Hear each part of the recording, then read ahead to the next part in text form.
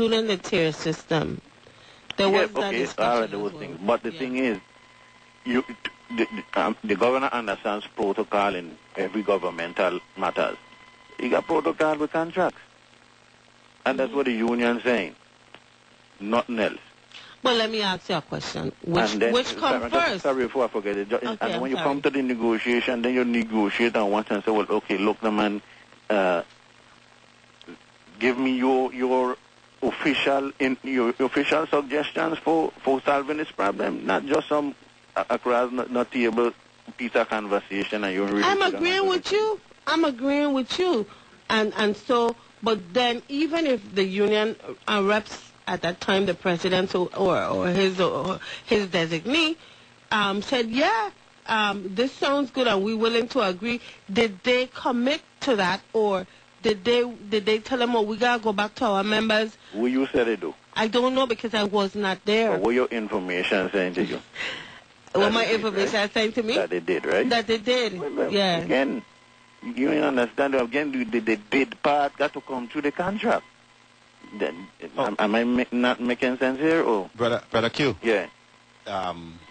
Dr. D is back in the studio. You could pose your question to her. Oh, okay, just quickly, I go come on. Good morning, Dr. D. Hi, good morning.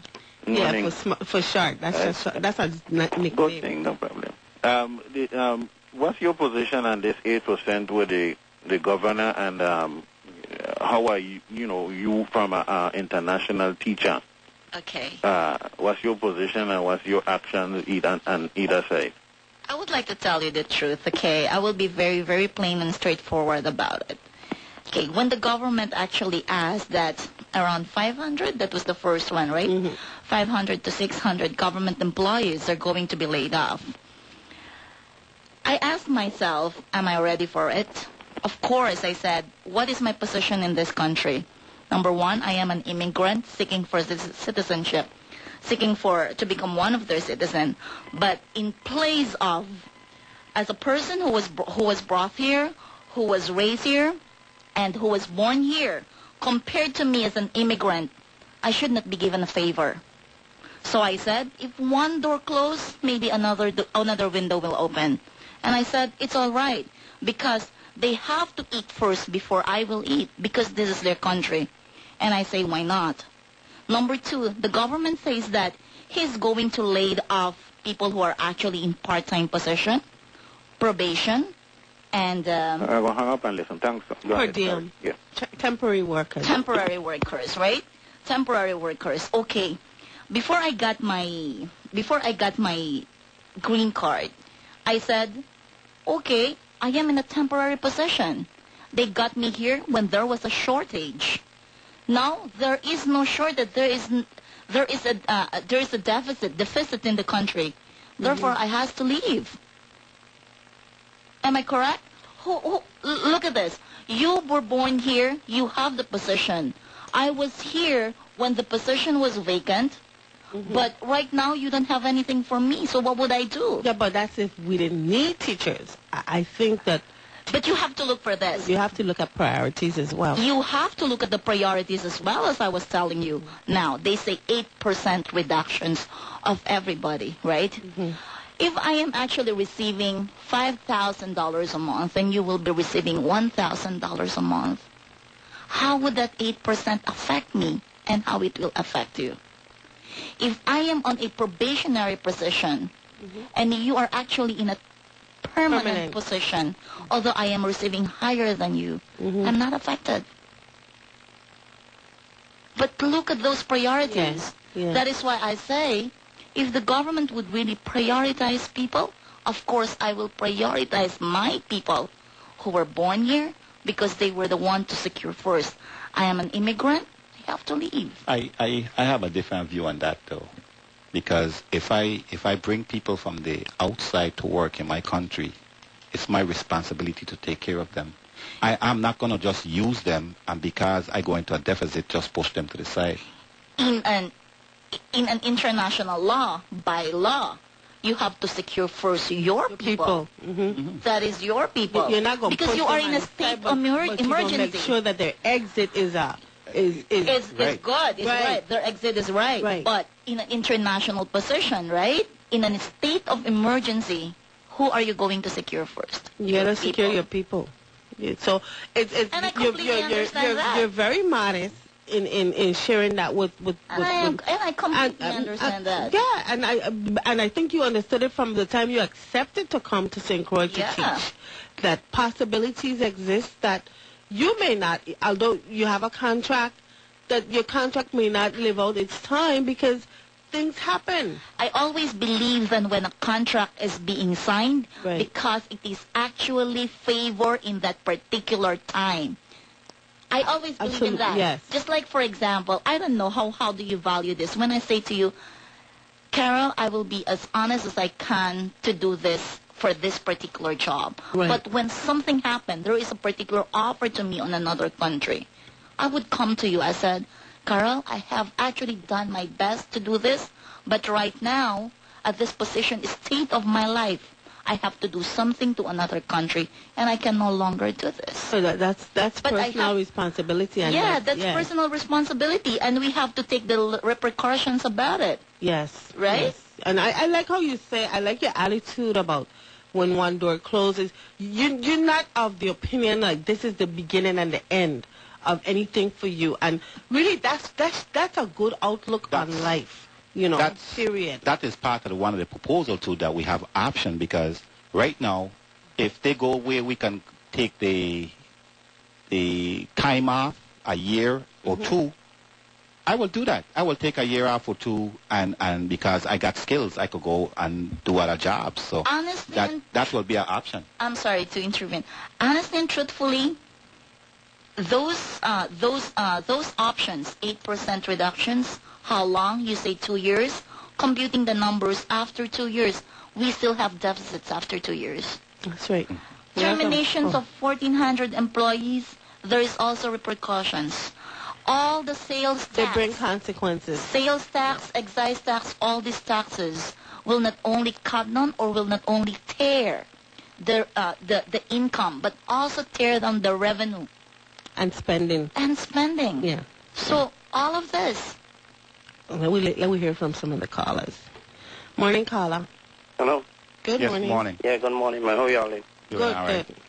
Yeah, I am listening to y'all this morning. Very interesting topic. But I want to give you all some what I observed, what's happening. First of all, to me personally, some of the union leaders demonstrate high, standard of weakness. Witness, you say? Weakness, yeah. A high level of weakness. A high level of weakness. Seems to me that after the senators was discussing the bill of the 8%, it went to the governor. Yes, it seems like they was afraid to make a decision publicly. And to me, that was terrible. To me, that was real terrible. Well, we're Real hoping that one of them, at least one, will call the show this morning and Yeah. share with us. I know Arthur Joseph have been already spoken out publicly Yes, on yes, what yes. he's done. Yes. I hope Arthur And one of them will also, call.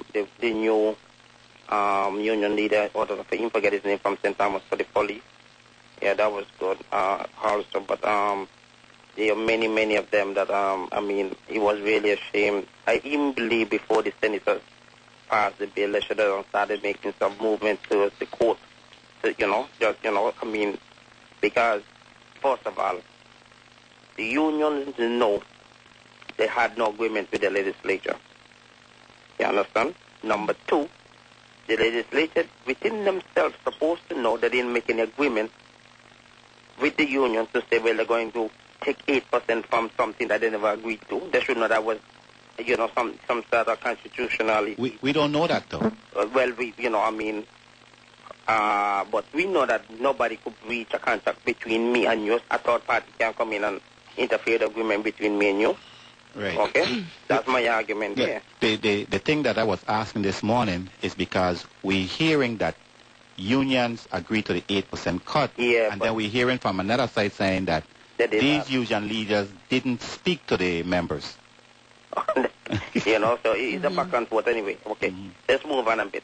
Okay. In the discussion though this morning, I heard somebody ask the question if we believe that we should be pay more taxes, or should the senators ask us to pay a little more taxes. I have a problem with that in the sense of that. I believe that the People's Virgin Islands is paying a lot of taxes and not getting the services for the taxes that have been paid. Such as? Therefore. Such as? Which tax do you think we need services for? I mean, property tax, all taxes, in other words, for example. Roads. I know you're not saying roads. That's the most I just will come into that. Okay. You understand? But I don't want to really take up so much time to go because, for example, remember, coming on to just before the election, which I didn't really want to go there, but the last time I said this, I could remember that the government highlighted they get some money and they're going to fix that stoplight entrance at Container Port, which we call his stoplight, and I believe they're going to fix it when somebody gets seriously hurt or dead at that spot. Let's move on, okay? Now, the discussion this morning, though, I realized that nobody mentioned anything concerning the mismanagement of government funds. We could pay all the taxes that they asked for. The government could get all the monies they need.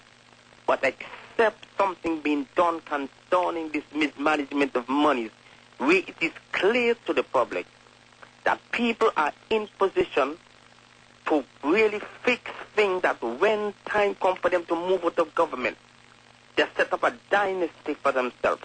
I believe something needs to be done about that. You understand? Something definitely needs to be done with the way people... you all heard the news lately that a young lady in Tartola that was commissioned of prison for about 8 years, she going to jail for 5 years because of what she did with the government credit card. Okay, I just, it is sad, but I'm just trying to show you. You understand? Yeah. That something has to be done concerning these issues. No, I'm going to say this and I gone. Let us also remember that this governor told the senators some months ago, if you all don't give me 250-something and $500 million, almost a year ago. Almost a year ago. Right. I'm going to be sending home government workers. He got the money, and to my amazement, when he sent back the blame in the seat and the lap of the senators, they keep quiet about it. Well, you see, Lanval, when a government borrows money to pay salary, I keep saying it. That's a big fat red flag. That's right. Okay. Well, my Jesus, please. Well, we keep singing that song. That was the song that we were singing out of the hymnal before the election. But this morning, a lady, a well-known person, started speaking, things gone bad. But since February, we were saying that. What was the song that we were singing out to the administration? Oh, we are the only administration that paying retroactive when they went to the insurance guarantee fund to pay that. We know that was some dangerous situation there. We ain't laugh nobody. And it had to be so. And they fight and they squeeze their hands together that it will go like that until the election. But all of us, if you are intelligent and know the way government is supposed to run, you know that this does a fast. It was just a fast until the election. Okay, that's gone. But however, we're here now. What are we going to do? You understand what I'm saying? We are in a terrible, terrible situation, and I'm going to say this. This 8%, they gone to court. If they got to come up with another solution, we got the governor right back to square one. And remember now, he going to fulfill his dream. Get with the government workers from since in the days of Fowley. He was the mastermind behind the 5-year plan with Governor Turnbull. Now he's in position to do what he wants. Okay. Thank you for the time. Thank you. We really appreciate it. Thank you. All right, thanks. Yes. Good morning, Carla. Good morning, Carol. This is Sonia Dove. Oh, hi, Sonia. We were you're the person that called in to talk about the Landmark Society and the good things you guys are doing. Yes, and you guys have been very busy this morning. Yeah. I could not get through on your line. Well, we're glad that you kept trying. Yeah, Good morning. I did. So